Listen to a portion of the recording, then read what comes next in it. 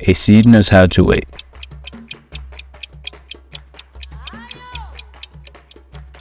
Most seeds wait for several years before starting to grow. A cherry seed can wait for 100 years with no problem. What exactly each seed is waiting for is known only to that seed. Some unique trigger combination of temperature, moisture, light, and many other things are required to convince a seed to jump off the deep end and take its chance to take its only opportunity to grow. A seed is alive while it waits. Ethiopians had to wait over 1,000 years to be able to use their waters for their own development. Ethiopian emperors and leaders have tried to build a dam on the Nile River as part of their development efforts, regardless of the ideology they followed. When it comes to the Nile, they all have the same vision.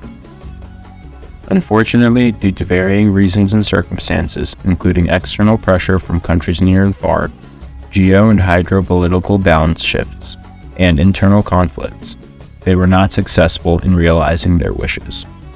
Instead of giving up, though, each leader contributed to different extents by laying the foundation for and addressing challenges faced in making this dream a reality. The master plan for the dam, designed in 1964, has been the seed in waiting ever since, waiting for the right opportunity to arise for construction to start. Following the decade-long negotiation and an agreement on the equitable use of the Nile waters by most Nile riparian countries, and the subsequent cooperative framework agreement, the Ethiopian government started the construction of the Grand Ethiopian Renaissance Dam in 2011. The waiting had finally ended. It was time for the seed to grow. Unfortunately, external pressure persisted, blocking all access to international funding, causing the country to proceed using its own means. 12 years later, the construction program is almost done.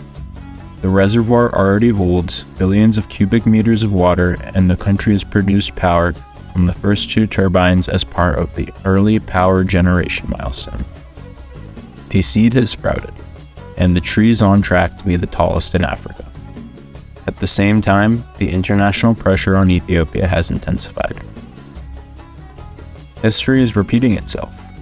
What happened to Egypt in the 1950s is now happening to Ethiopia. The same countries that are now threatening Ethiopia with sanctions had at the time denied President Nasser international loans for his quest to build the Aswan High Dam, forcing him to take drastic measures, including nationalizing the Suez Canal to pay for the construction. It is to be noted that his actions sparked a war in the region.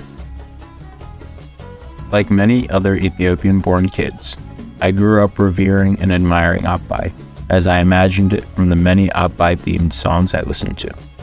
It was only later in life that I learned that the mighty Abai was not being used for the benefit of Ethiopians. Many argue that the completion of the Grand Ethiopian Renaissance Dam and the extension of access to electricity to millions will be one of the foundational steps to modernizing the country. Growing up, I myself have experienced the hardships associated with intermittent availability of electricity when having to study using lighting from candles or kerosene lamps during my elementary, middle, and high school years.